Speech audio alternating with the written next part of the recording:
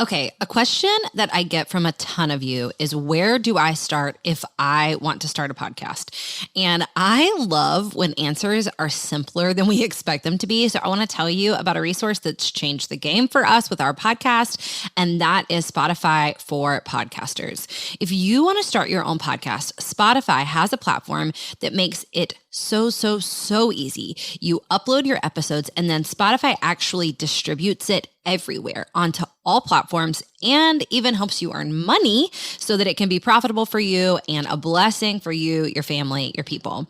Spotify for Podcasters lets you record and edit your podcast literally from your phone or your computer. So if you don't have a fancy setup, it's okay. You can immediately get started today. Then again, you distribute it to Spotify and everywhere else that podcasts are available. You can also do video podcasts, which sounds like a dream to me. And when you want to take conversations with your people to the next level, you can do Q&A and polls, all sorts of fun things. You can earn money with ads and podcast subscriptions, or you can just get started using what you've got for the good of others and the glory of God. Check out Spotify for Podcasters. I use it. I love it. I highly recommend it. Download the Spotify for Podcasters app. I have it on my phone, highly suggest, or go to spotify.com/podcasters to get started today.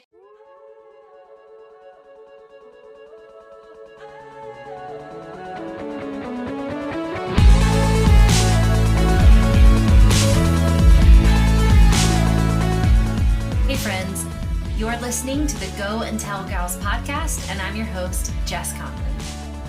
In most of our episodes, we'll have a guest, a woman who is running on mission right where she's at. We pray this podcast leaves you encouraged and spurred on to go and tell the good news.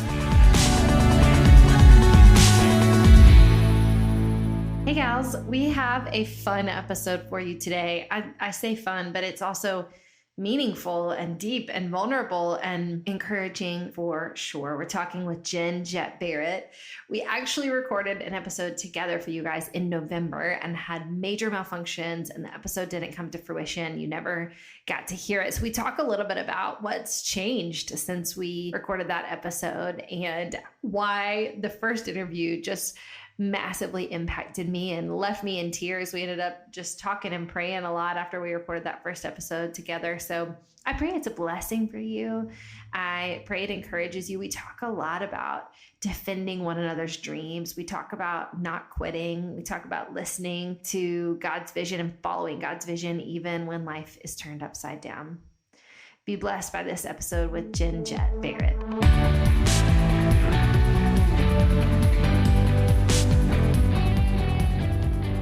Hey friends, I am here today with Jenn, Jett, Barrett, and I am so excited for us to have this conversation. We can't start the conversation without addressing the fact that there's a little bit of deja vu in the air because we just did this a few months ago, and I have to just doubly thank her for being here today and talking with us.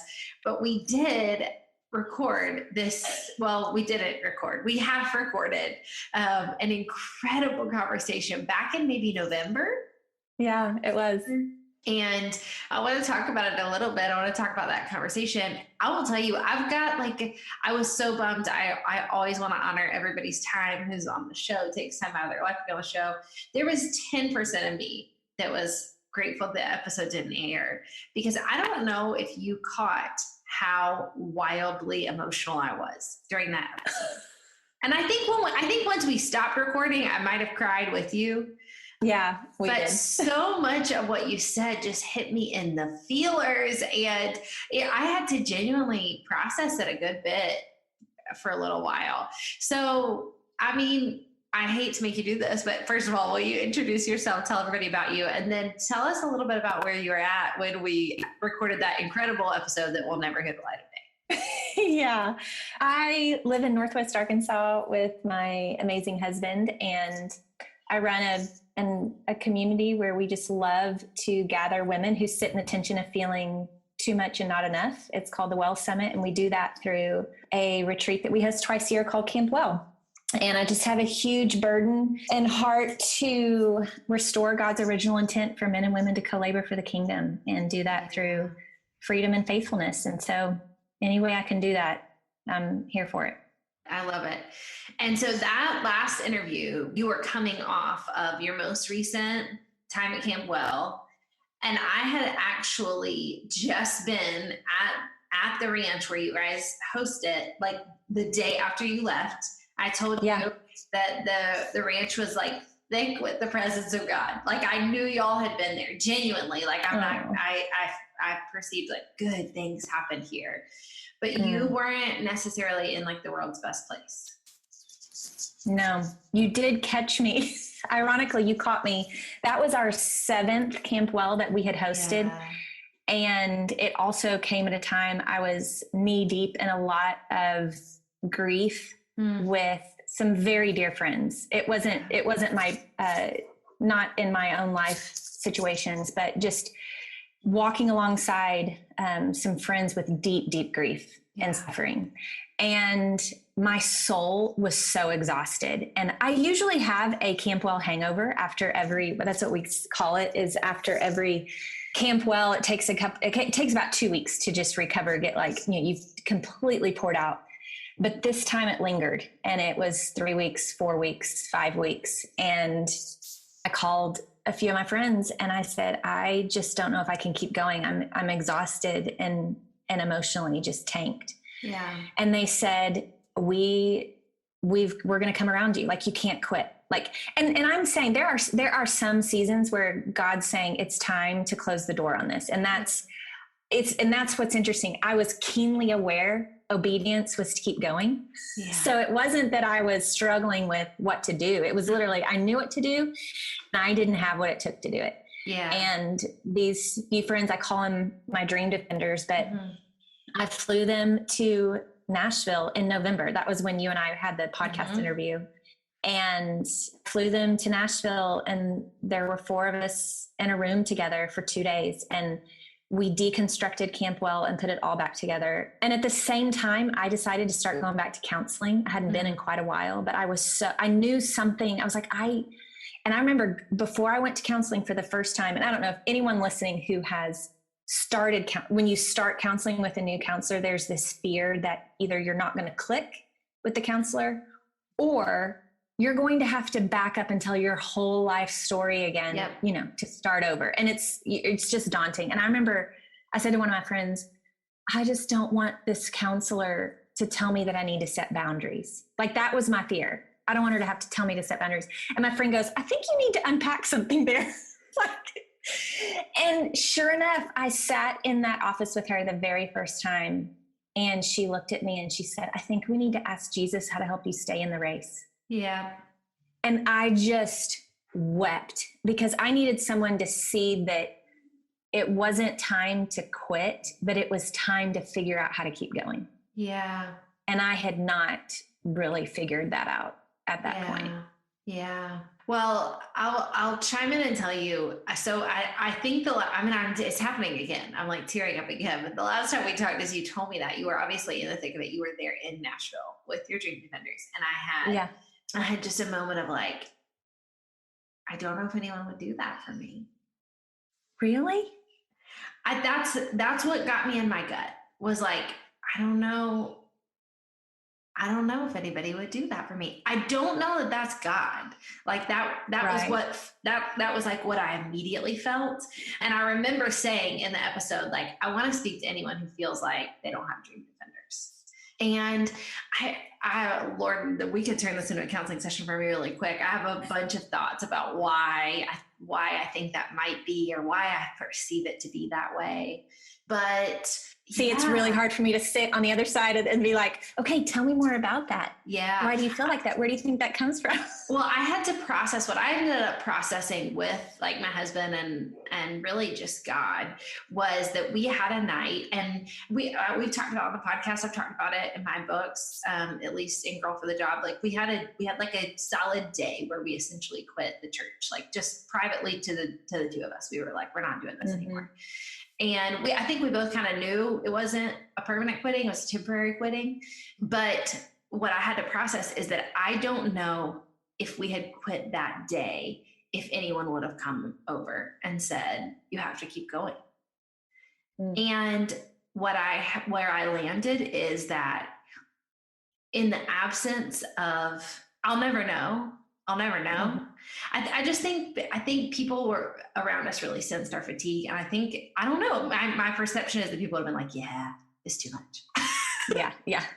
Because I'll be honest, to a lot of people, it does look like, I hear this all the time, I could never do what you do. Like that kind of language. And then you start to think, well, maybe I'm the one crazy.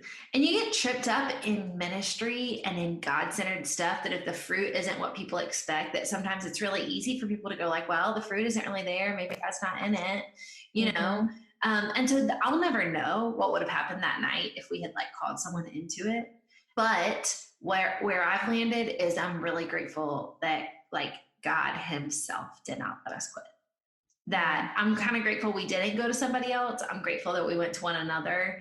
Yeah. And we had a very, I mean, it was really building for our marriage, where I was like, listen, you're not quitting. Like, we're in this, you and me, and staying with me. And then he could say back the same to me. And that truly, more than anything, God said it to us. But it really did make me evaluate, you know, will I be this for other people? Yeah.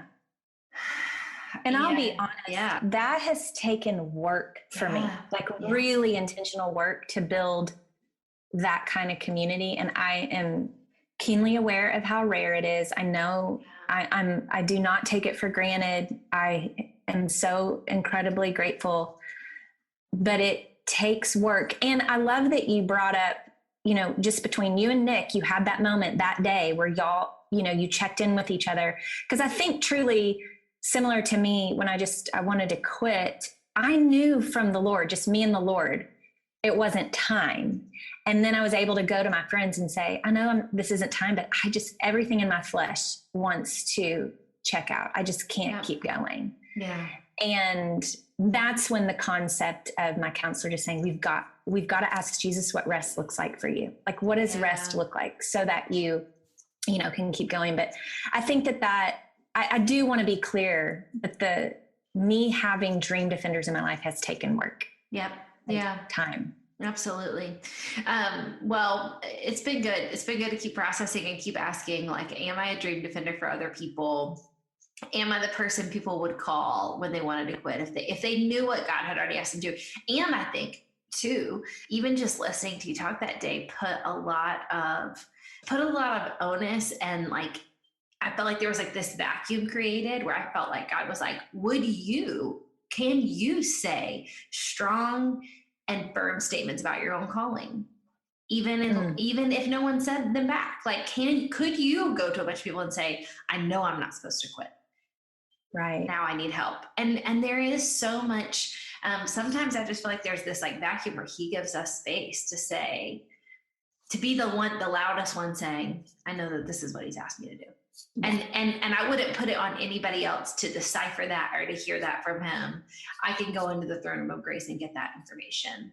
So anyways, it was a good call for me when we talked that day, and it made me think a ton. But I do want to hear, in light of you getting to rework Camp Well, and then a pandemic hits. Yeah.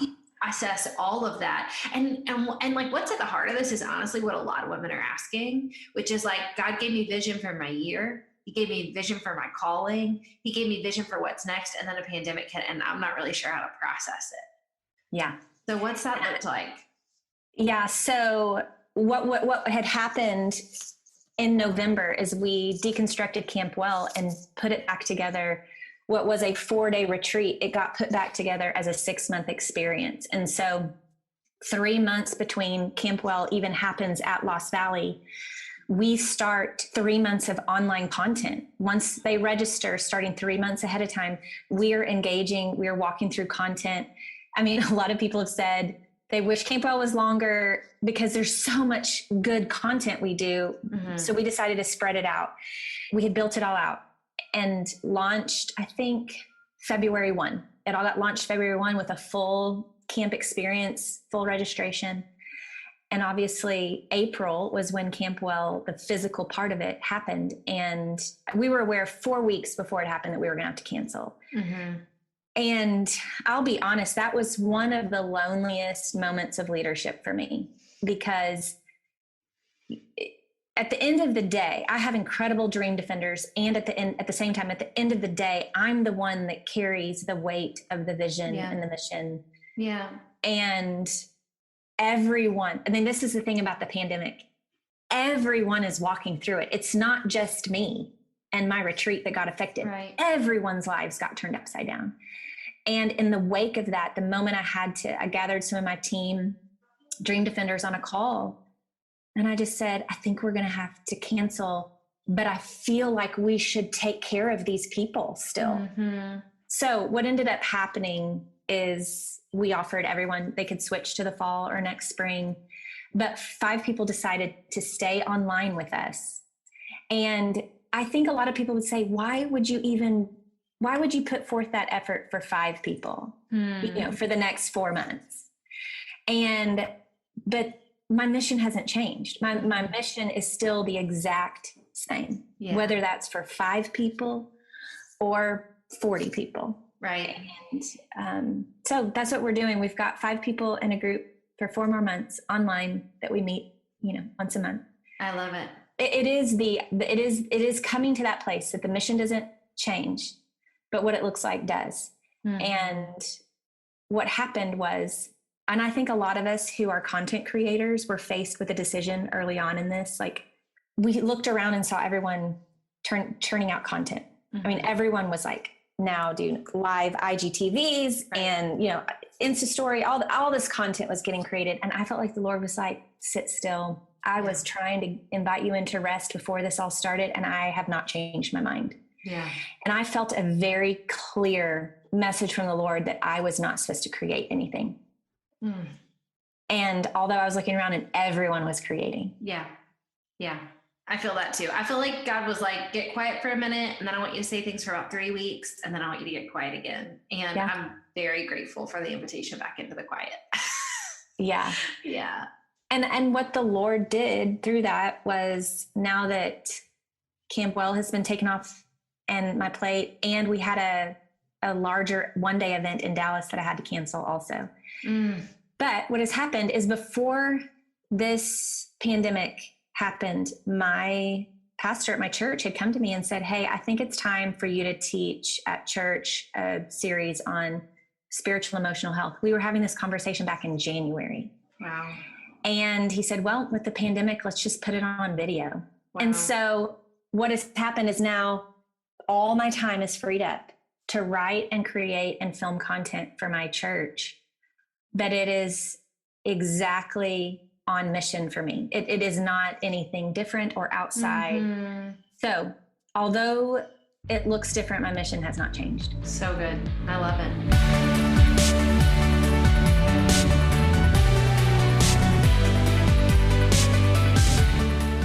Hey gals, this is your reminder that the Go and Tell Gals podcast is gratefully sponsored by Faithful Counseling.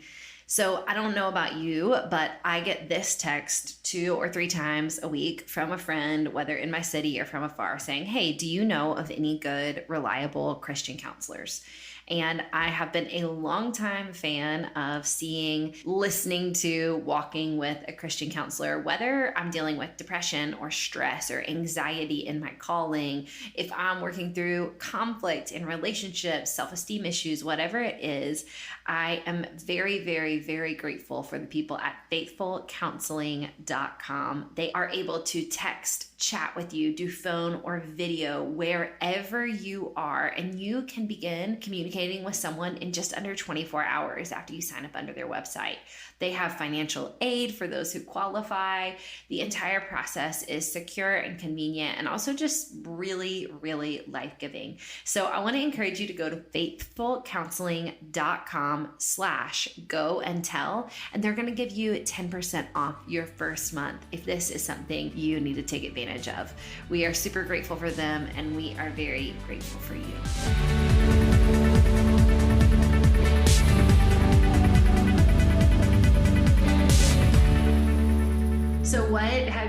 been learning? What's he been teaching you? What's he been showing you in this season? That he's not freaking out. Like he is not freaked out. This whole pandemic thing is not holding back his plans for my life, and that I can sit still and rest and not strive or try to create because I fear if I don't, I'll be behind, because he is not held back by this. What does it look like when you agree with that? What shifts in your day-to-day life when this knowledge goes from your head to your heart? I mean, I'm sorry, from your heart to your hands. Yeah. I can't think of another word other than freedom, but there is such a peace, a calm in my spirit. Life slows down. And I really think that is that is rest. Mm-hmm. And I heard Ian Cron say the other day, he did a series on Enneagram and stress during quarantine. And I'm a 7, and he says that 7s, their brains are caffeinated all the time anyway. So I just felt like I could let my brain and my heart, a heart that loves to plan and dream and build. Yeah. I could let that heart rest, and it feels pretty peaceful. I love that. So things are, the phrase everybody's saying, like, things are going back to normal, or we're all finding a new normal. Things are starting again. I just saw Tennessee is like, okay, we're open again. Like, things are back to normal. Anybody follows Annie Downs knows Annie Downs put pants on and went to work, which we've all been, watching really closely. Like, what is Annie wearing today? Where's she at? That was a big marker for me. I was like, this is a different day, Annie Downs went back to work. Right. Yeah. Big deal. What are you taking with you? What's coming with you that maybe you found or learned or picked up in this season? I honestly have to say that God had been preparing me months before this happened to sit still. Yeah. And I just want to keep sitting still. I want to keep practicing, not striving.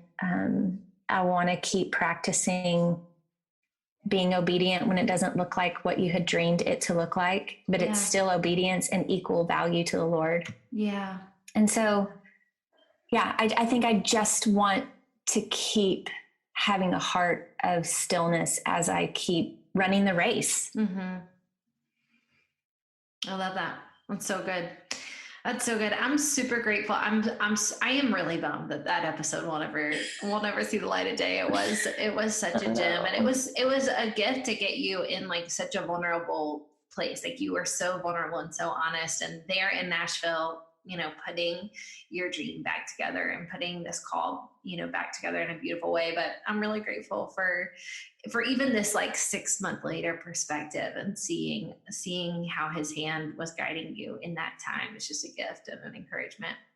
Yeah, it was sweet because you and I were talking in one room, and they were all still working in the other room. It is one of the most humbling things in my life.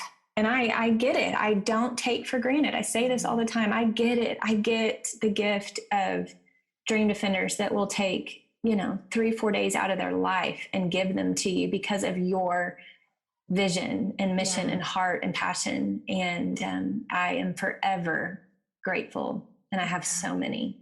Yeah.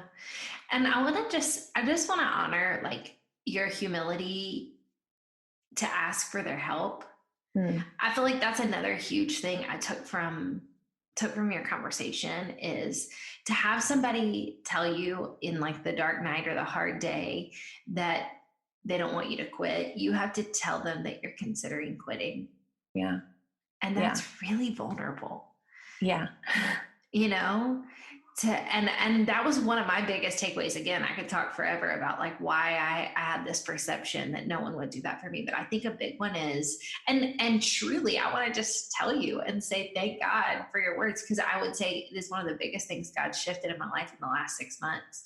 It's just an awareness to be more vulnerable when I need help. And so even I just started writing again, and which is another reason I'm going to be getting really quiet online in the next few weeks and months, but I've never done this before when writing a book. But I had like 3 different conversations where I essentially just went to people and I was like, can I do this? Like, not do I have your permission, but like, do I have your blessing? I'm going to say some really vulnerable things, and I need to know from the people that matter most that I have your blessing, that I can say it, you know, and that you think I can do it, and that you think I can do it well. And I mean, as an Enneagram 8, as a woman who has a really hard time showing people my cards, all of those conversations were deeply vulnerable. My hands were shaking. I was sweating. I cried through most of them. But sometimes you don't have people like vehemently encourage you if you don't get vulnerable with them. Were you surprised at the outcome of those conversations? I was not surprised. I thought they would give me affirmation. I would say I was overwhelmingly blessed by the like intensity of that affirmation. Yeah, that's awesome. You know, like I expected them to be like, okay, if you want to do this, like we've got your back. And instead it was like, you must do this. Yeah. You've got to do this. That's awesome. And so that was really helpful. Yeah. I love that. Girl, I love you. I really could talk to you for hours on hours on hours, but we'll just make it a more regular thing. Doesn't have to be recorded. We'll just FaceTime. Nobody needs to hear that. Yeah. We'll cry together on FaceTime. I love it. It's so good. Thank you for sharing. Thank you for just being generous with what he's doing in and through you right now. I know a lot of us are just like eyes to the sky, like, where are you? What are you up to? And so hearing from other women and seeing him mirrored in their life is such a gift. We're so grateful for you. Thank you. I love you. Love you.